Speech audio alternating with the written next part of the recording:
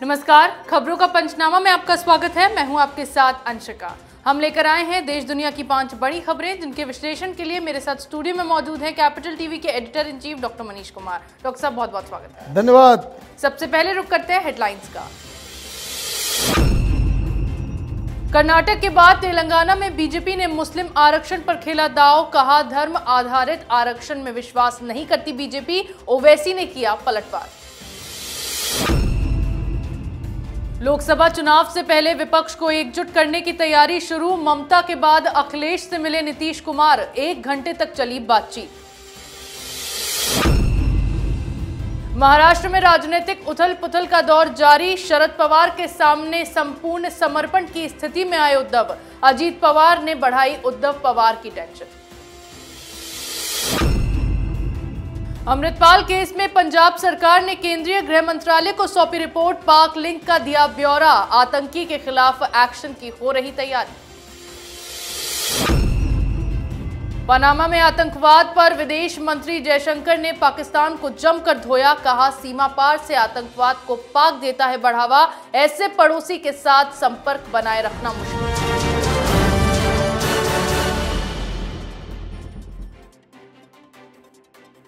आज की पहली खबर में बात करेंगे तेलंगाना में अमित शाह के दिए बयान पर। केंद्रीय गृह मंत्री अमित शाह ने शिक्षा और रोजगार में तेलंगाना में मुस्लिमों को दिए गए आरक्षण और डबल बेडरूम घरों जैसी कल्याणकारी योजनाओं को असंवैधानिक करार दिया।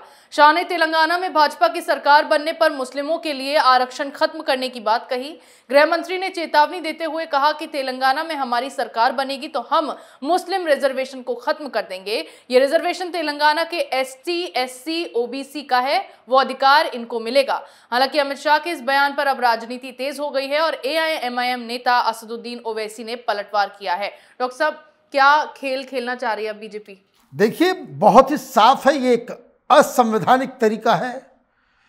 हिंदुस्तान के संविधान में धर्म के आधार पे किसी को रिजर्वेशन ना ही एजुकेशन में और ना ही नौकरी में मिल सकता है। ये गैर कानूनी है। लेकिन अब सेक्युलरिज्म का अफीम इन तमाम मुस्लिम वोट के लालची पॉलिटिकल पार्टीज ने ऐसा चाटा है कि ये नशे में मदमस्त रहते हैं कि मुस्लिम वोट मिलता रहे, उसके लिए संविधान को कुचल दो तो वो कुचलने को भी तैयार है। अमित शाह ने बयान दिया तेलंगाना में, और इंपैक्ट कहां हो रहा है? इंपैक्ट कर्नाटक में हो रहा है। कर्नाटक में भी मामला सुप्रीम कोर्ट पहुंचा हुआ है, लेकिन वहां पे कांग्रेस पार्टी कह रही है कि सरकार आएगी तो हम लड़ झगड़ के हम बाकायदा मुसलमानों को रिजर्वेशन देंगे 4%। अब बीजेपी कह रही है कि नहीं, ये सब नहीं चलेगा, ये जो 4% है वो हम हटाएंगे, और वो जो 4% रिजर्वेशन जो मुसलमानों को मिल रहा था वो 2% लिंगायत को, 2% वोकालिंगा जाति को मिलेगा। ऑलरेडी इन लोगों को मिल रहा है, वोकालिंगा को 4% और लिंगायत को 5%। तो इनके रिजर्वेशन का जो परसेंटेज है वो 6 और 7% हो जाएगा। तो राजनीतिक दांव, चुनावी खेल ये कर दिया गया है। लेकिन ये मसला सिर्फ और सिर्फ कर्नाटक या तेलंगाना में सीमित नहीं रहने वाला।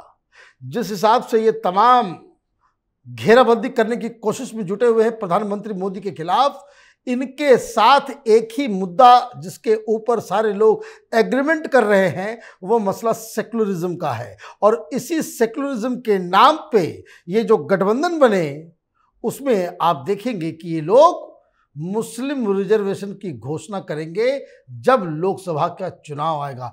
तो बीजेपी ने विपक्ष के एक बहुत बड़े मुद्दे को पहले ही प्रीएम्प्ट कर लिया है और इस पे हमला बोलना शुरू कर दिया है। जी बिल्कुल, शाह के इस बयान के बाद धर्म के ठेकेदारों ने फिर एक बार छाती पीटना शुरू कर दिया है। वहीं तीसरी बार केंद्र की सत्ता में बीजेपी को आने से रोकने के लिए विपक्षी एकता की कवायद तेज हो गई है। इस कड़ी में बिहार के सीएम नीतीश कुमार और डिप्टी सीएम तेजस्वी यादव ने सपा प्रमुख अखिलेश यादव से मुलाकात की। ये मुलाकात 1 घंटे तक चली, लेकिन दिलचस्प बात यह थी कि 1 घंटे तक चली इस मुलाकात के बाद दोनों ही नेताओं की प्रेस कॉन्फ्रेंस महज 7 मिनट में खत्म हो गई। बीजेपी के खिलाफ एकजुट होने के लिए बैठक में बातें तो हुई, लेकिन विपक्ष की ओर से अब भी तस्वीर पूरी तरह से साफ नहीं हो पाई है। डॉक्टर साहब, 1 घंटे तक बातचीत हुई और 7 मिनट में प्रेस कॉन्फ्रेंस खत्म हो गई। देखिए, ये पॉलिटिकल लोफर हैं नीतीश कुमार, घूम रहे हैं। बिहार में काम धाम करना है नहीं इनको, तो कहीं कहीं जा रहे हैं, कहीं कहीं कुछ कर रहे हैं, अपना घूम फिर रहे हैं अपना। भाई अखिलेश यादव से क्या बात करेंगे आप? अखिलेश यादव तो पहले ही कह चुके हैं भाई कांग्रेस पार्टी के साथ हमारा कोई रिश्ता नहीं, अकेले लड़ेंगे। आप कोई गठबंधन यूपी में जाकर के करना चाहते हैं तो उसमें तो कम से कम ये जो 4 पार्टियां हैं यूपी की, वो एक साथ आ जाए। कांग्रेस, मायावती, अखिलेश यादव और जयंत चौधरी, यही तो 4 पार्टियां हैं जो बीजेपी के खिलाफ एकजुट अगर होंगी तो एक बड़ी ताकत बनकर के ये लोग उभरेंगे। सारे परम्यूटेशन कम्युनिकेशन करके इन लोगों ने देख लिया, तीनों एक साथ भी मिले थे, क्या हुआ? कुछ नहीं हुआ। और मायावती से आप मुलाकात क्यों नहीं कर रहे? क्योंकि मायावती पहले ही कह चुकी है मैं अकेले लड़ूंगी, मैं अखिलेश के साथ नहीं जाऊंगी। बहुत बड़ी गलती हो गई। कांग्रेस पार्टी अखिलेश के साथ हाथ मिलाएगी? क्या कांग्रेस पार्टी को अखिलेश यादव सीटें देंगे जितना वो पिछली बार देकर के तौबा कर चुके हैं? टाइम बर्बादी। ये विपक्षी एकता के नाम पे ये बहुत सारे लोग पहले भी प्रयास कर चुके हैं। ये नीतीश कुमार को ये 5 वर्षीय दौरा चढ़ता है। 2014 में भी चढ़ा था, 2019 के पहले भी चढ़ा और 2024 के पहले भी ये दौरा चढ़ा है उनको कि भाई सारे सोशलिस्ट, सारे सेकुलर लोगों को हम एकजुट कर लेंगे। एक और थे चंद्रबाबू नायडू, वो इनसे भी ज़्यादा वीर थे। उन्होंने बहुत कोशिश की और हालत ये है कि देश में एक अल्टरनेटिव क्रिएट करने के बजाय ये अपने ही राज्य में वो सियासत के हाशिए पे चले गए। तो ऐसा लग रहा है कि जो दिया ज़्यादा फड़फड़ाता है तो इसका मतलब है वो बूझने वाला है। नीतीश कुमार के राजनीतिक करियर जो है वो आखिरी मोड़ पे है। 2024 के बाद नीतीश कुमार की हालत चंद्रबाबू नायडू जैसी हो जाएगी। जी बिल्कुल, विपक्षी एकता को धार तो दी जा रही है, लेकिन देखना यह है कि नीतीश कुमार की ये कोशिश आगे कितने दिनों तक काम कर पाती है। अगली खबर में बात करेंगे महाराष्ट्र के सियासी उथल-पुथल की। महाराष्ट्र की सियासत में हलचल का दौर जारी है और राजनीतिक उलटफेर की पटकथा लिखी जा रही है। जिस महाविकास अघाड़ी को 2024 में विपक्षी एकजुटता का मॉडल बताया जा रहा था, वही संकट में अब दिख रही है। उद्धव ठाकरे ने शरद पवार को प्रस्ताव दिया है कि भले ही वो अभी एमवीए का नेतृत्व कर रहे हो, लेकिन अगर एमवीए महाराष्ट्र की सत्ता में आती है तो सीएम का पद एनसीपी को देना कोई मुद्दा नहीं होगा। सूत्रों की माने तो उद्धव ठाकरे ने यह भी कहा है कि अगर अजीत पवार मुख्यमंत्री बनना चाहते हैं तो वो उसके लिए भी राजी हैं, क्योंकि उनकी प्राथमिकता पार्टी को मजबूत करना और शिंदे बीजेपी को हराना है। डॉक्टर साहब, क्यों उद्धव ठाकरे अब शरद पवार के साथ संपूर्ण समर्पण की स्थिति में आ गए? देखिए, उद्धव ठाकरे के पास है क्या? उनके पास क्या है? न पार्टी है, न सिंबल है, न लोग है, न कार्यकर्ता है, न समर्थन है। खत्म हो गई। ये जो पुरानी शिवसेना हुआ करती थी उसके ऊपर अब एकनाथ शिंदे की राज है। और जैसे ही इनको मालूम चला कि एमवीए टूट सकता है, कल शरद पवार ने क्या कहा? शरद पवार ने कहा कि अभी तक तो एमवीए है लेकिन आगे के बारे में नहीं कह सकते कि ये चुनाव जब आएगा तो हम लोग एक साथ होंगे। उद्धव ठाकरे बिना एनसीपी और बिना कांग्रेस की बैसाखी के वो एक कदम नहीं चल सकते। उद्धव सेना को पैरालिसिस हो चुका है राजनीतिक दृष्टि से। बिना सहयोग के, बिना एनसीपी और कांग्रेस के उनको एक स्टेप भी नहीं लिया जा पाएगा उनसे। अब इसलिए जब शरद पवार ने कह दिया कि एमवीए का पता नहीं तो उद्धव ठाकरे तो डर गए। 2 दिन पहले बड़ा हुंकार भर रहे थे। ये उनके जो प्रवक्ता हैं, उखाड़ दिया एडिटर संजय राउत।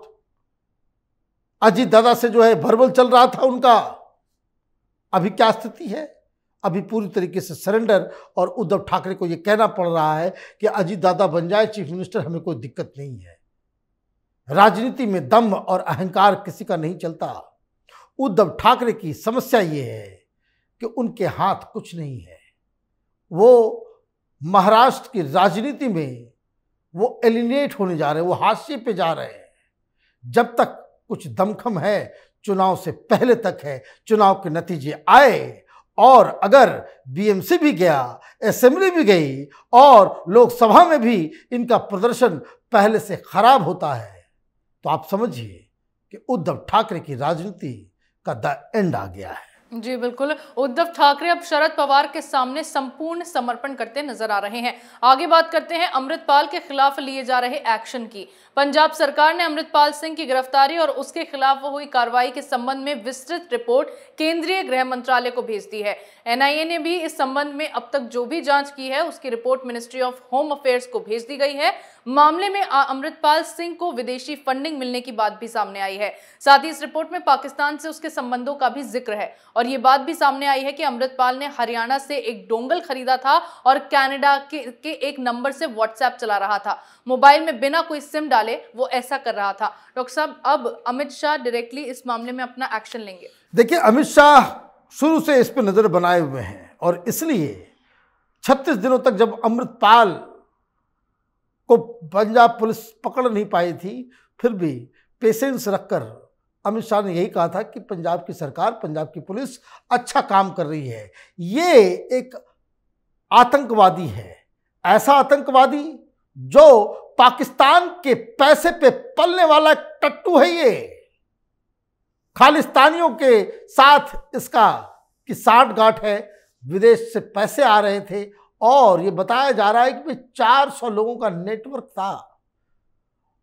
पंजाब की पुलिस बता रही है कि ये बाकायदा व्हाट्सएप पे सारे कम्युनिकेशन कर रहा था और वो जो नंबर का इस्तेमाल कर रहा था वो कोड से, वो कनाडा से खरीदा गया वो कोड, उसके जरिए वो अपने साथियों के साथ कांटेक्ट में था।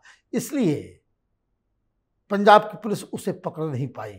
हालांकि ये सब छोटी मोटी टेक्निकल चीज़ें हैं, ये बहानेबाजी हो सकती है, लेकिन हकीकत ये है कि एक हाई वैल्यू टारगेट, एक पाकिस्तान का दलाल डिब्रूगढ़ के जेल में, अब उससे पूछताछ हो रही है।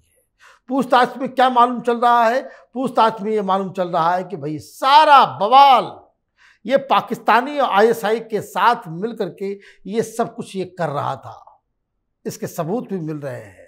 तो ये देखना पड़ेगा कि जो तमाम लेफ्ट लिबरल कबाल दलाल पत्रकारों का जत्था जो लुटियन दिल्ली में बैठ करके ज्ञान दे रहा था कि हाय हाय हाय ये तो किसान अन्नदाता, ये लोग कौन हैं, इसकी हकीकत यही अमृतपाल बताएगा। क्योंकि होम मिनिस्ट्री इस बात को लेकर के आगे बढ़ रही है कि कोर्ट से परमिशन लिया जाए कि इसका नार्को टेस्ट हो और नार्को टेस्ट से ये समझ में आएगा कि ये क्यों इस तरह की चीज़ों में फंसा और क्या इसके इरादे थे। जी बिल्कुल, अमृतपाल ने जहां पुलिस के सामने सरेंडर कर दिया है, वहीं अब उसके खिलाफ तगड़े एक्शन की तैयारी की जा रही है। आज की आखिरी खबर में बात करेंगे आतंकवाद पर पाकिस्तान को भारत के जवाब की। भारत के विदेश मंत्री एस जयशंकर इस समय पनामा के दौरे पर हैं। जयशंकर ने पनामा में द्विपक्षीय और बहुपक्षीय एजेंडे पर चर्चा की, मगर इससे पहले मीडिया से बातचीत में उन्होंने पाकिस्तान पर निशाना साधा। जयशंकर ने पाकिस्तान को ऐसा पड़ोसी करार दिया है जो सीमा पार से आतंकवाद को बढ़ावा देना जारी रखे हुए है। जयशंकर के मुताबिक ऐसे पड़ोसी के साथ किसी भी तरह के रिश्ते काफी मुश्किल हैं। डॉक्टर साहब, पाकिस्तान को फिर एक बार भारत की ओर से तगड़ा जवाब मिला है आतंकवाद पर। देखिए, जवाब देना जरूरी था। को रटा रटाया जवाब। पाकिस्तान के अंदर अभी दरअसल एक बवाल मचा हुआ है।